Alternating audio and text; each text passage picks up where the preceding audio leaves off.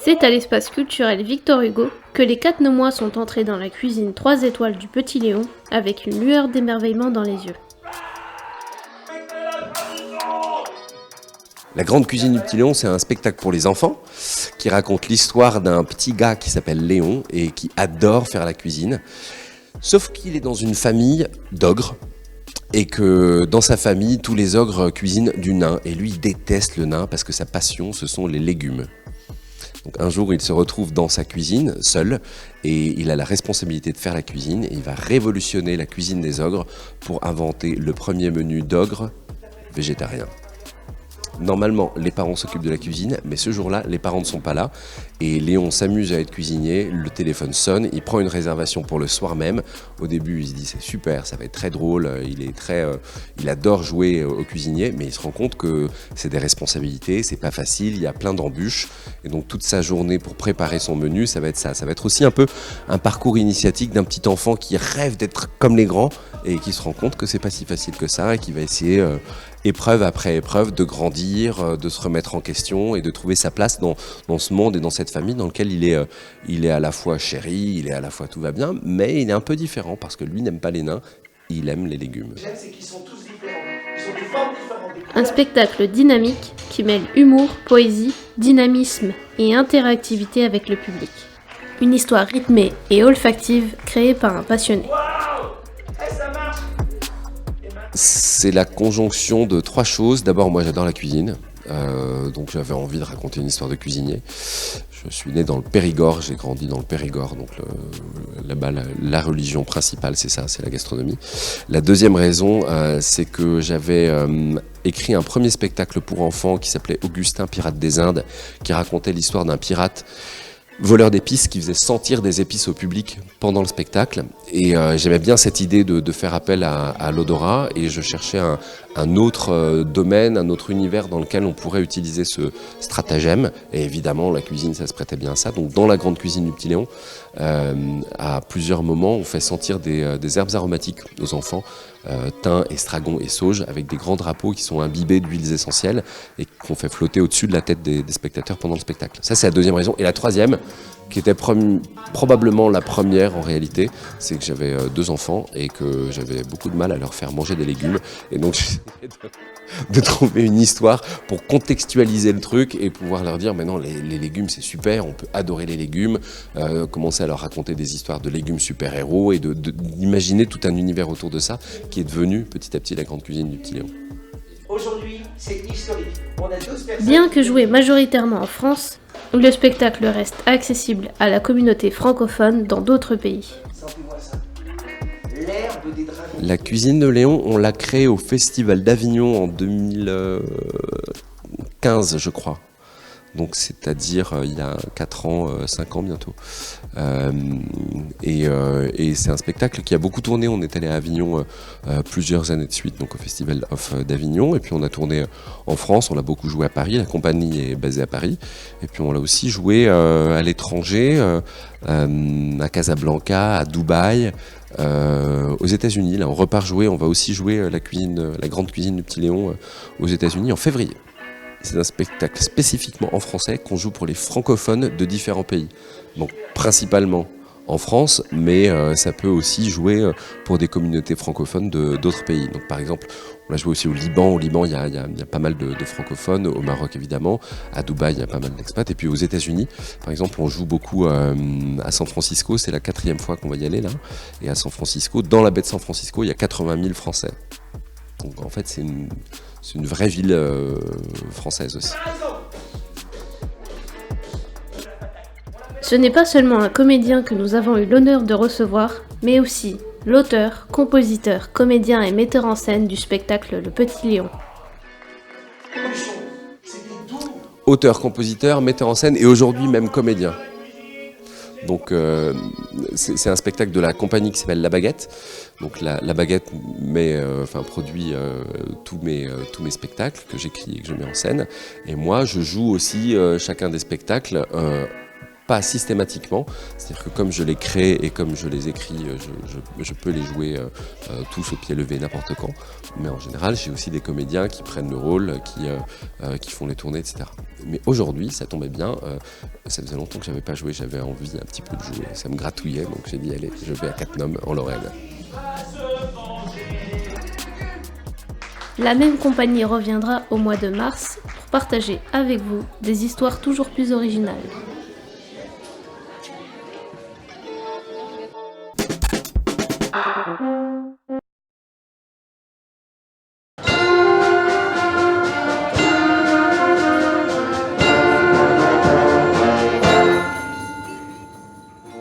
Il est fréquent au marché de Noël d'être émerveillé pour ce qui est proposé lors de ce week-end féerique, mis en avant par différentes associations organisant cet événement.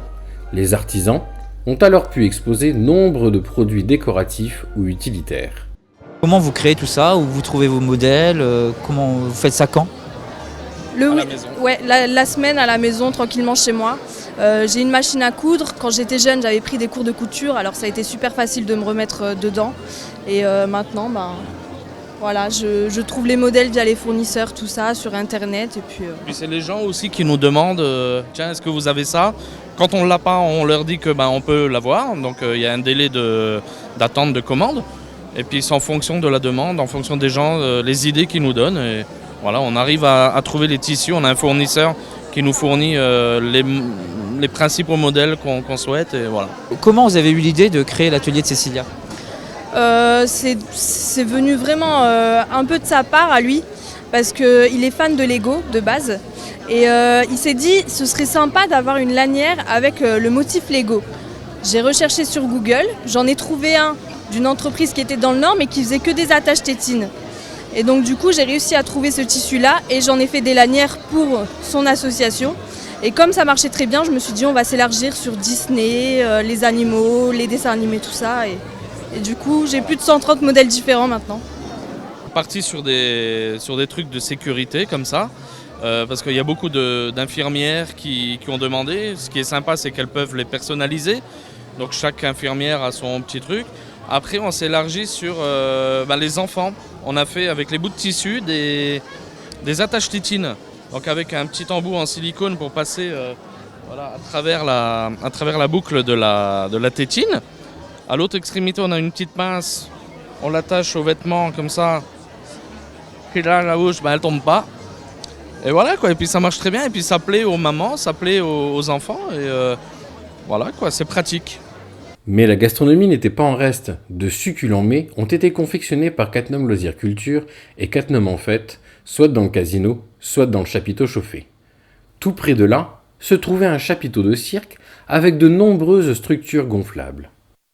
Qu'est-ce que vous proposez aujourd'hui comme animation à Cattenom?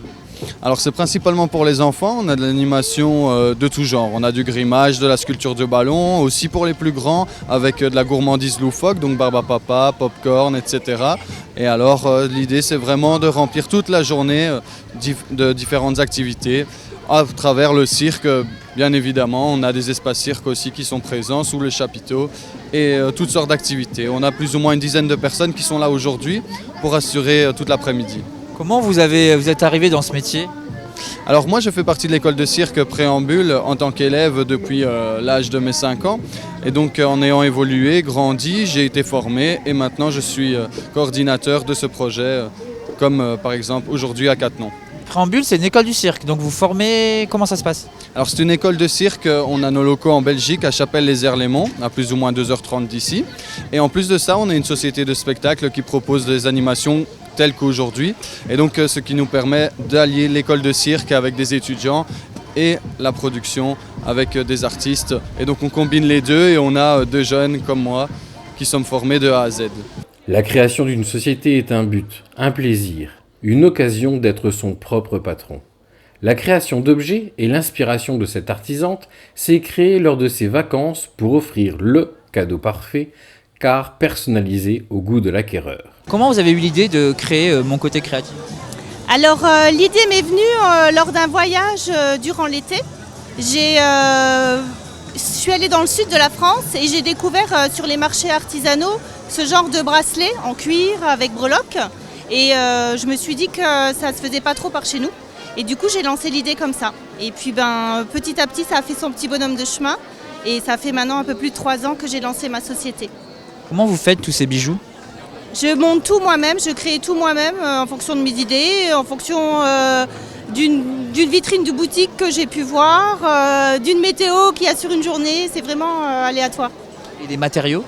Alors j'utilise beaucoup du cuir, du simili-cuir et après vous avez des breloques qui sont sans plomb, sans nickel et qui tiennent très bien sur la durée.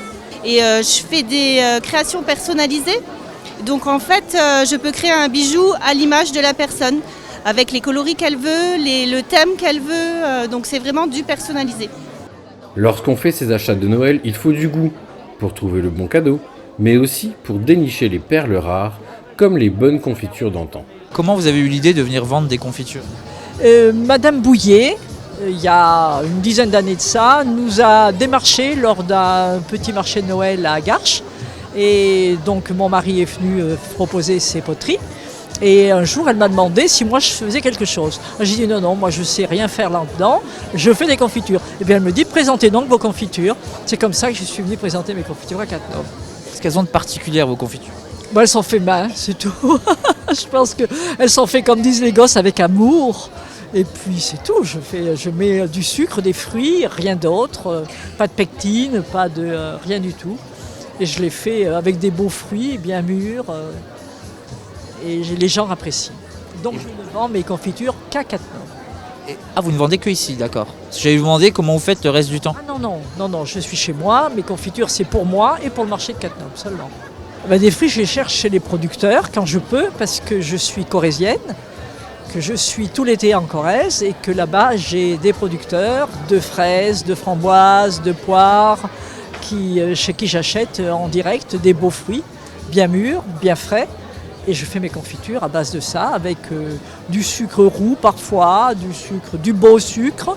Je ne dirai pas les marques parce que ça ne se fait pas, mais du bon sucre et puis c'est tout. Je ne mets pas de gelée non plus pour les gélifier. Je fais ma gelée moi-même avec des pommes vertes, ce qui fait que mes confitures sont purs fruits, pur sucre. Il n'y a rien d'autre. Le marché de Noël représente aussi à Cattenom la venue du Saint-Nicolas et de son acolyte le Père Fouettard pour distribuer les friandises aux enfants. C'est aussi l'occasion de féliciter certains enfants pour leur coup de crayon. Certains dessins d'écoliers ont été choisis par Saint-Nicolas pour leur qualité et originalité. Un concours artistique accompagné en musique par le Big Band de CLC.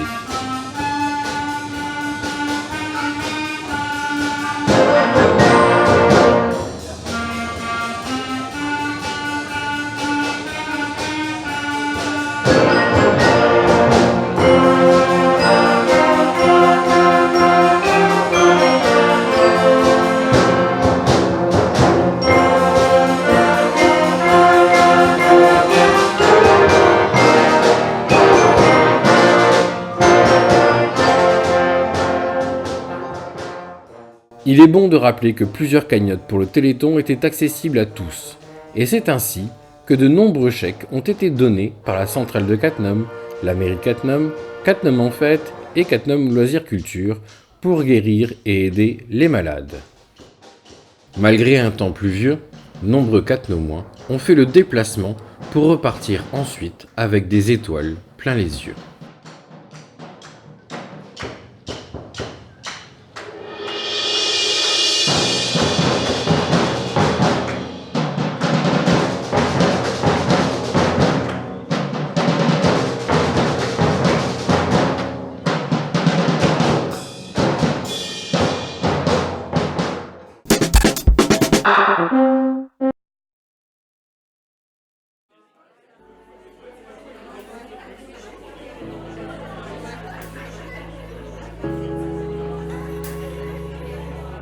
C'est avec un film algérien réalisé par Mounia Bédour que la séance délocalisée du Festival du film arabe de Famec a fait son grand retour. Donc le Festival du film arabe, il est organisé par la Cité sociale de Famec, avec laquelle nous sommes en partenariat depuis maintenant 6 ou 7 ans. Donc nous avons l'occasion de délocaliser régulièrement un film ici à Cattenom.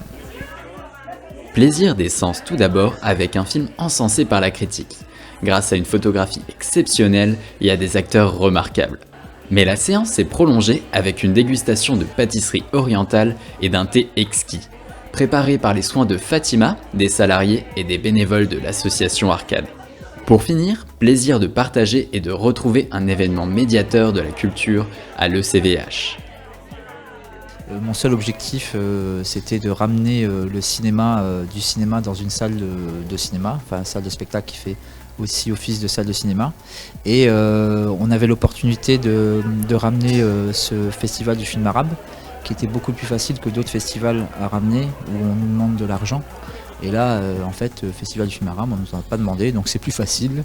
Et du coup, il y avait l'opportunité à saisir, et on l'a saisi. Donc en partenariat avec le Cravlor, on a pu mettre en place cette séance de cinéma délocalisée du Festival du film arabe. Pour la petite histoire, Papy Chat a été un bon cru cette année, puisque le film a reçu le prix du jury jeune. Tout un symbole pour un film interdit de diffusion sur le territoire algérien.